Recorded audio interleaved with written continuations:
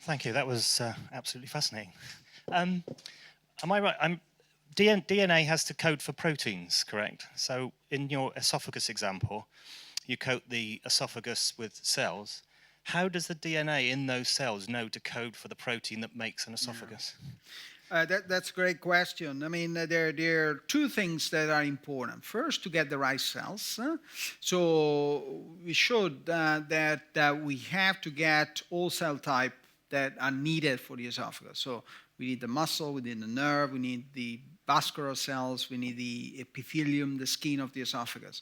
So first is the cells of origin. That can be cells derived from that tissue, or also now the technology allows us to take a cells, for example, from fibroblast, and then condition that cells down to a sort of an embryonic stage, and then from the embryonic stage to come to that muscle, epithelium, and so on. This is called reprogramming. And there was Shinya Yamanaka that got the Nobel Prize in 2012 for this discovery. The second important message is the matrix. And the matrix of the esophagus, that's why we don't use synthetic matrix for that reason, but use decellularized tissue, very difficult word, which means that we use the tissue derived from the cadaver because contain the messages different in the muscle part, in the epithelium part, and so on. So these two together make the cells producing the right protein. Okay, thank you. Thank you. Can I just say one more? Is this technology going to lead to the regeneration of limbs, or is that too complicated because you're creating muscle and tissue and bone and everything else? Yeah, so it's probably even more difficult than a complex organ that Paolo was talking about, because that is still kind of a collection of mini parts, mini units. Whereas indeed, if we are talking about limbs, then there is really a collection of completely different types of tissues. So that would probably be even more difficult to do it this way. Although there is some research that people are starting with the joints of finger joints, because they are relatively small, and there are initiatives to work towards bioengineered joints, as we call them, but we are definitely not there yet. Okay, another question that's come around here. There's one, I'm going right at the back, there's one right at the back. I think, is that an orange jumper? Right at the back. Oh, right, yes, fantastic. There's one up there too. Let's go up there first. What about the, in the esophagus, what about the regeneration and connection for nerves to stimulate the muscles to make the peristalsis occur? Yeah, that's a very important question. There are a couple of things to say. So at the moment, what we are aiming to is just to engineer 2 or 3 centimeters of esophagus for children that are born without the esophagus, because in that scenario, you will have the propulsory esophagus on the top, and then it will continue on the bottom. And so it will overcome the 2 or 3 centimeters. However, many of the things that we notice is that the gravity play a big role. So, for example, when we do the gastric pull-up, the main thing that we do, we cut the nerve, because otherwise we will not be able to move the stomach. And these children are still able to swallow. They have a bit more problems, so they may not eat as teenagers do on bed and so on, but they may still be able to swallow normally when they are on the table. Going up here next. So the material that was passed around in a little bottle, what actually was that? Was it hydroxyapatite or? Yeah. That was just. Oh, you know something. Yeah. It's exactly. It's a calcium phosphate ceramic, and these specific ones are beta-3 calcium phosphate, so not hydroxyapatite. So that's a more degradable or more soluble form of a calcium phosphate than hydroxyapatite. So it's basically the hydroxyapatite. So what we find in bone is more similar to hydroxyapatite, but these ones, because we want them to be temporarily in the body and then degrade, they are different phase of calcium phosphate, so beta-3 calcium phosphate. Yeah. Hands up again so I can see. There's one right up here on the left. I don't know if there's a microphone that can just...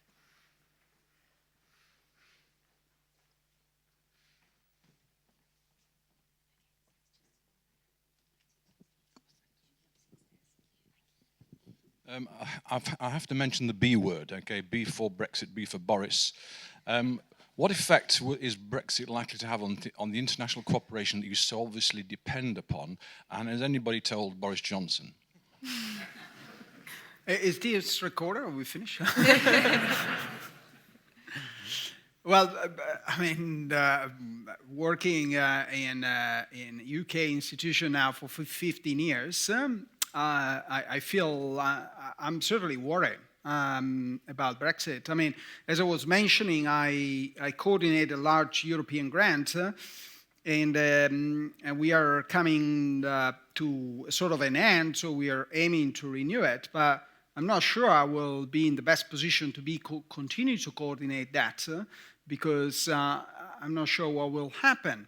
Now, having said that, there's a big push from all UK universities to continue to collaborate because we all know that science cannot work in a single country. We need to work together, and we are all very keen to continue to collaborate. And I know the colleagues from around Europe are willing to have British scientists still continue to collaborate. So in the collaboration aspect, we really aim to continue in the way it is now.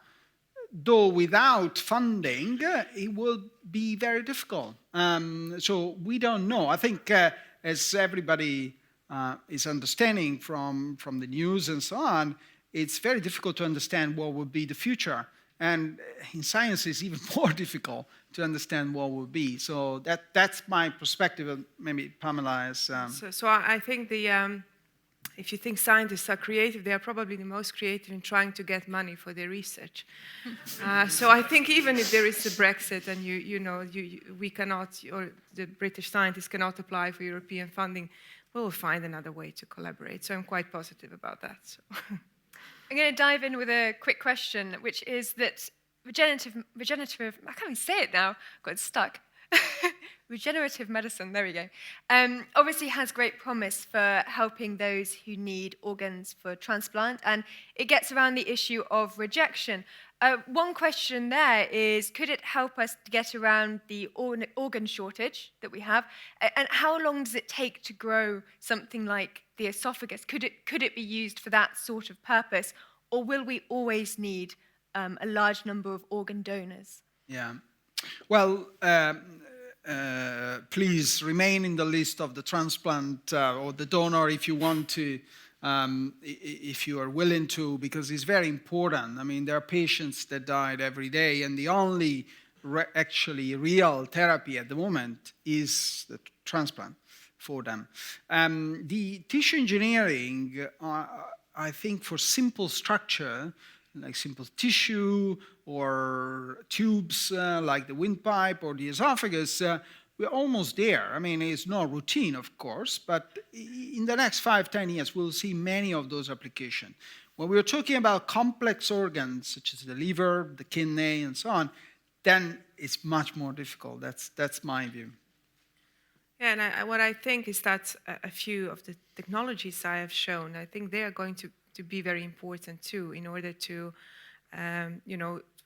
Paolo has shown a bioreactor that is relatively simple, but you can imagine that we can use more advanced bioreactors where we can culture more cells at the same time, so we can increase the throughput and decrease the time to develop a therapy like that. So I think also there the technology will continue playing a very important role. Right, okay, hands up again, everyone that wants a question. There's one right here in the middle, a lady in a white top. Can you keep your hand up until the microphone gets you, just in case? Great, thanks. When you decellularize the organs that you take out, what do you leave behind? So what is leaving that mould that you then use to add stem cells to?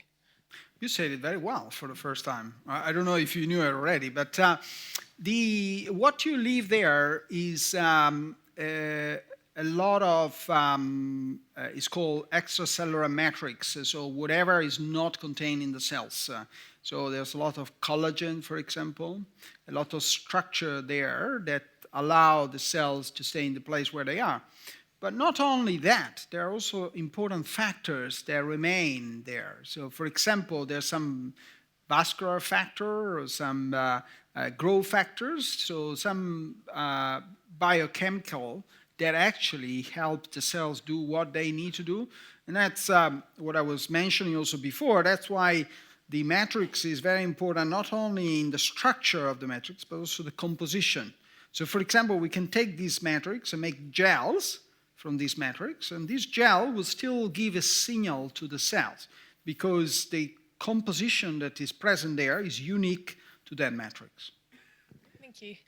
Maybe I can just add something to that. A very large field in the field of material science is to try to understand what actually is inside such an extracellular matrix and try to synthesize it. So try to make it synthetically in order eventually not to need donor organs. But that's very difficult because it's extremely complex, as Paolo was saying, what is contained inside such a matrix. So its structure is relatively easy to reproduce, but indeed these components inside the extracellular matrix, these are very difficult. First to understand what they are, because they're very complex, and then to make them. But it's something that many are working on. There's another question up in the gallery up there. Thank you both for fascinating talks. The questions that I have are along the following lines. So the first one is, given current levels of funding, would you be willing to hazard a guess as to what would be the estimated timelines for limb regeneration and for engineered organs? That's the first group of questions. And the second question is, in the second talk, I could be wrong, but I thought that you showed that you transplanted stem cells from one species to another. And how did that work? First questions first then. So how long before we get a regenerative limb given current funding? 2 months? No. No, I wouldn't. I think in 10 years from now, we will definitely be able to make some progress, but I don't think we will be able to regrow a full limb yet. And I may be pessimistic. I don't know how you see that, but I think. No, I think you're right. I mean, complex structures, limbs require not only the bone, the cartilage, the muscle, the nerve, the endothelium. I think they're very complex. Regarding the transplantation, I want to make it clear. It's not cells from one species to another, it's only the matrix. So, of course, cells from one species to another will get rejected, but the matrix is so well preserved among species that will not generate an immunoresponse in most of the cases. But there is another example that on the cells where it gets very fascinating, that there are people that are working on making, for example, a human kidney in an animal. So developing in an animal. I mean, there were some example earlier on in the year about pancreas, make it in that way.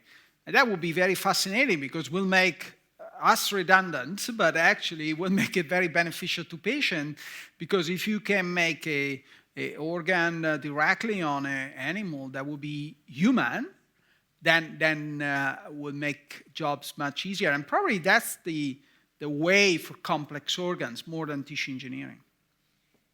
Okay, more questions? Let's see, put your hand right up because it's quite difficult to see with the lights.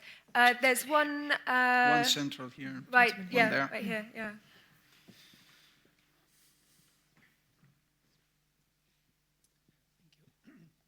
Following Yamanaka's Nobel Prize, the Japanese government instructed all its research-based industries and academia to become leaders in life sciences, and in stem cells in particular.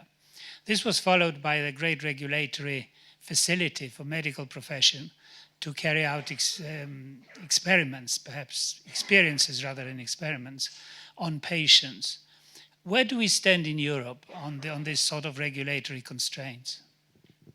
Yeah, so I think certainly I can talk from the organ transplant, and Pamela can talk more about the materials. We're not bad. We're not bad, particularly in UK. I think we are very strong on translation. And so if you think about all the advancement of gene therapy, for example, I mean, we have really paved the field on that, particularly in children with immunodeficiency. So there's been a great advancement on that is possible to do for a couple of reasons. One is that there's something called compassion use that goes on a very very easier way to help patients that don't have other alternatives. So Kieran, that I present his story tonight, had this approach. So we couldn't go through a proper scientific advisory board and so on. So we had an ethical permission to do on him something that was never done before, because it was the only option to keep him alive. So this is something that in Europe exists and is particularly, I think, well designed to help patients having solutions that are not available anywhere else. But it's very well designed in terms also that you cannot just repeat patient in the same way, because otherwise it becomes a way to take a shortcut. And that's what has happened, for example, with the plastic trachea. So every patient was done in a sort of a compassion use. So that's not right, because we need to follow the rule, and the rule is to keep the patient safe. And so I think in that perspective, things are good. There is a slight problem, is that if you want to conduct now a trial, a clinical trial, then it's a lot of money and infrastructure that are not easy, particularly for rare conditions. So for things I treated, there are 1 in 3,000, 1 in 5,000, and so on. That's the incidence of those conditions. And if I want to do a trial, that would be impossible, because I will have to age very slowly to be able to do enough patients to recruit them in the trial. And so there are some conditions in which probably we should facilitate the approach to patient, and that's what they've done in Japan. So in Japan, they've already done tissue engineering, large vessels for children born with congenital cardiomyopathy. So they've done about 15 of those, and not on a trial, on just, in a sort of a what we would call compassion use. And that's has allowed them to really improve the technology massively. Pamela, do you want to add anything? Yeah, so I mean,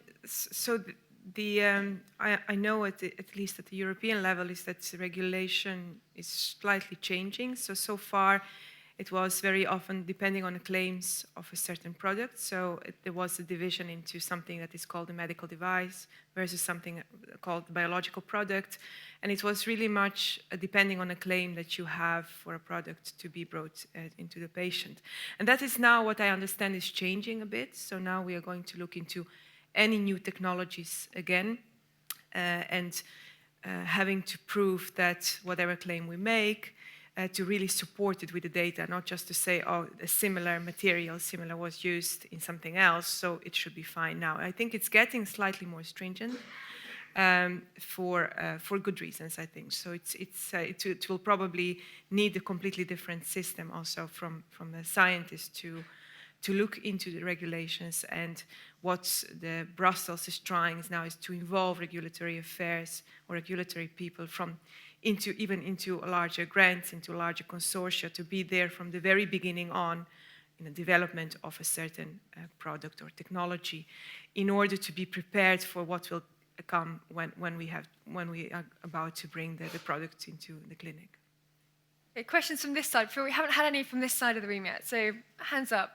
There's one at the back here, just I think 4 rows down from the back.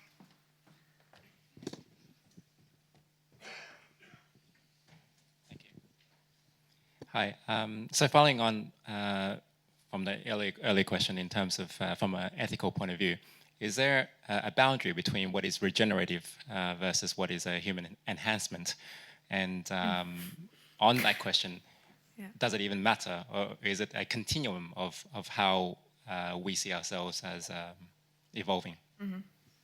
Yeah, I think that is an excellent question, and I think that is also something that every new technology, these questions have to be answered with every new technology that is developed. What is just making sure that we are functioning normally, and what is enhancing?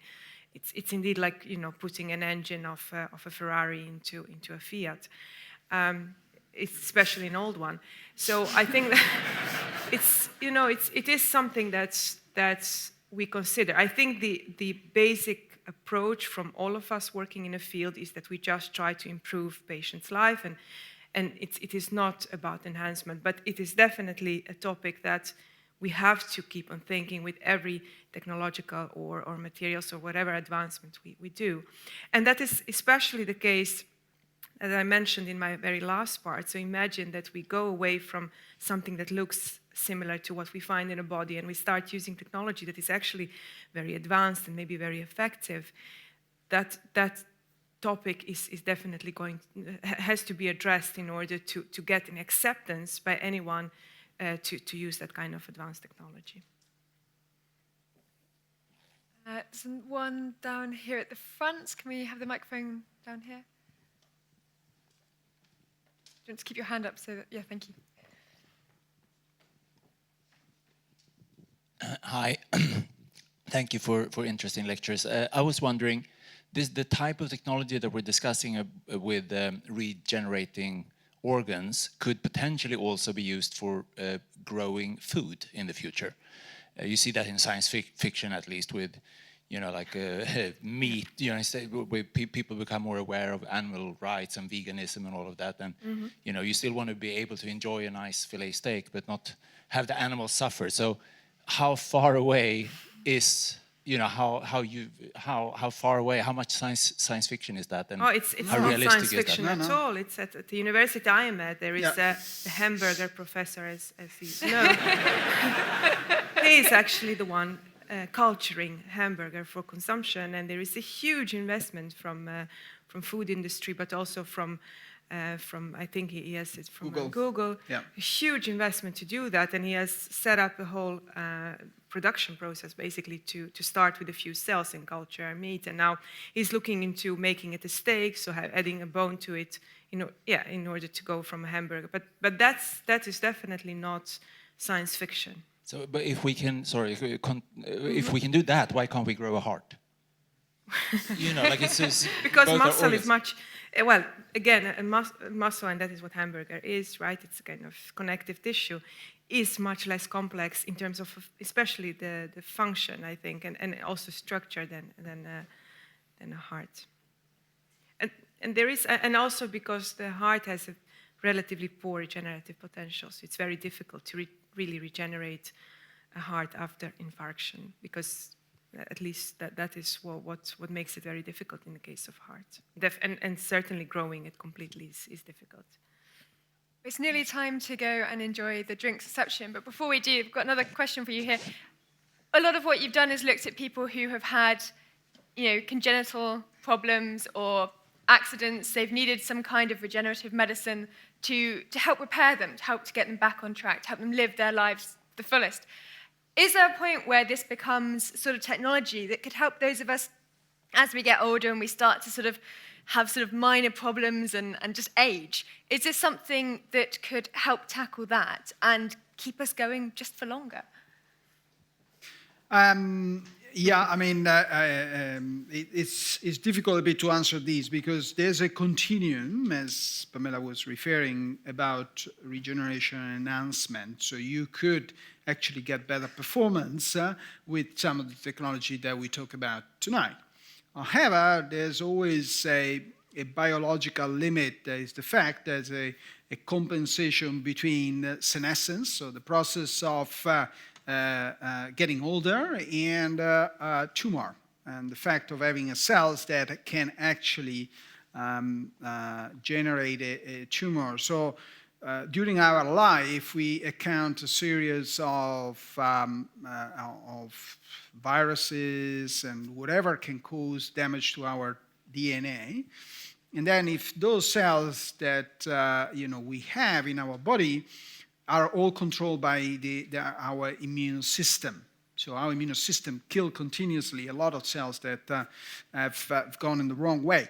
If we take those cells outside our body and we exponentially expand them, and then we inject it back in our body, our immune system may go crazy, because now it doesn't see these as one cells that needs to be eliminated, but it sees as the majority of our cells, and so it becomes very dangerous. So, and that's something, for example, that in science is not very addressed yet. Is, for example, how old is an organ that you make as a tissue engineering organ, and that's a question that is not solved yet.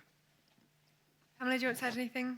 Yeah, I mean, there are definitely people in the field saying that dying will be a choice that you make, and I just don't think it is as simple as that. I don't think we can give that answer. There is simply not enough experience to do that.